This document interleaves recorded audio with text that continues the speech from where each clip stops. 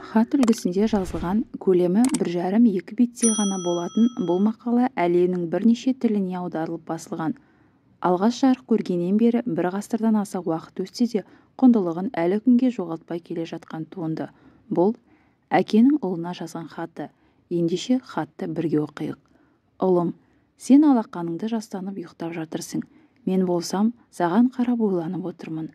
Ақсары шашының бірнеше талды жіпсіген маңдайыңа жабысып қалыпты. Мен жаңа ғана тығылып, ешкімге байқатпай бөлмеңе кіргенмін. Оның алдында бірнеше минут бұрын ғана кітапханадағы жұмыс үстеліме отырып, анау-мынау қағаздарды парақтап шықпақшы болған едім. Бірақ кенеттен өкініштің толқыны лақ етті де көмейіме келіп тұрып қалды.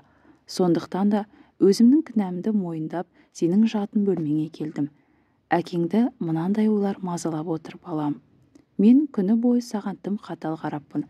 Таңертең мектепке кетіп бара жатқаныңда орамалмен бетіңдегі кірді сүрте салғаның үшін саған ұрыстым.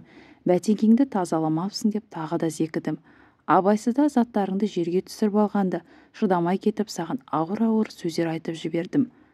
Одан қалды, таңғы ас ішіп отырғанда да саған килігетін ілік таптым.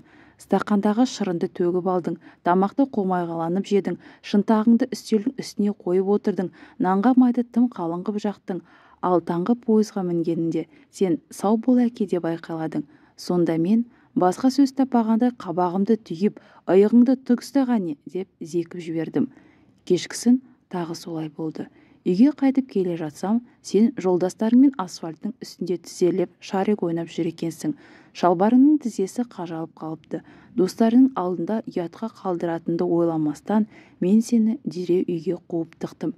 Киім тегін келмейді, егер өзің сатып алсаң ғой, байқап киер едің, дедім. Осы сөз әкенің балаға айтатын сөзім еді. Біраздан соң мен кітапханада газет оқып отырғанда сен кіріп келдің де, маған кінәлі адамның көзімен қарап тұра қалдың. Мен зейінімді саған аудардым да, ұнатпаған адамдай қарап, не керек деп бұрқ еттім. Сен ештеңе деген жоқсың. Жүгіріп келдің де мойнымнан құшақтап, бетімнен сүйіп алдың. Мойнымнан құшақтағанда маған деген махаббатыңды сездім. Ол махаббатты жаратушы иемнің өзі жүрегіне орналастырғанда еді. Және ол махаббат менің қаталдығыма қарамастан еш бәсеңсімеген екен. Содан соң есікке беттедің. Тыпырлап жоғары қабатқа шығып бара жатқаның естіліп тұрды. Бірнеше минут өткеннен кейін қолымдағы газет сусып түсіп кетті. Бойымды қорқыныш кернеді. Құдайым-ау деп ойландым. Менікі не әдет осы? Килігу, ұрсып тастау, саған күнде істейтінім осы. Сондағы сенің бар кінәң бала болғаның ғана. Мен сені жақсы көрмеймін деуге келмейді. Дұрысырағы, мен сенен тым көп нәрсе күтетін сияқтымын. Бірақ сен әлі кішкентайсың. Мен саған өзіме қоятын талаптарды қойып, өзімнің жасымдағы адамның түсінігімен қарайды екенмін.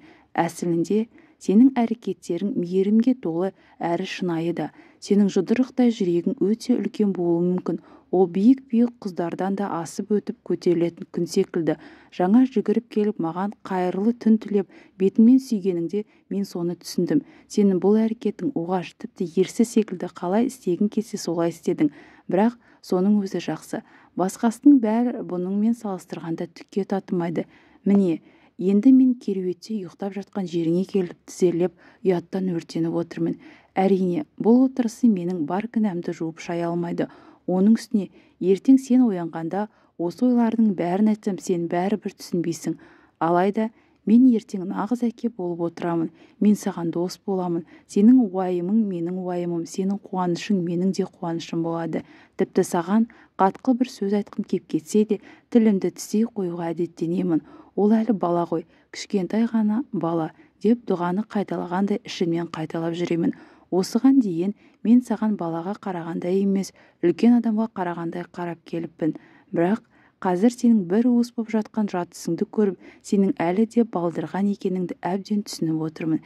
Кеше ғана анаңның иығына басыңды қойып, кеудесінде тыныш тауып жататын бөбек едің ғой. Мен сенен тым көп нәрсе талап етіппін. Мені кешір, балам.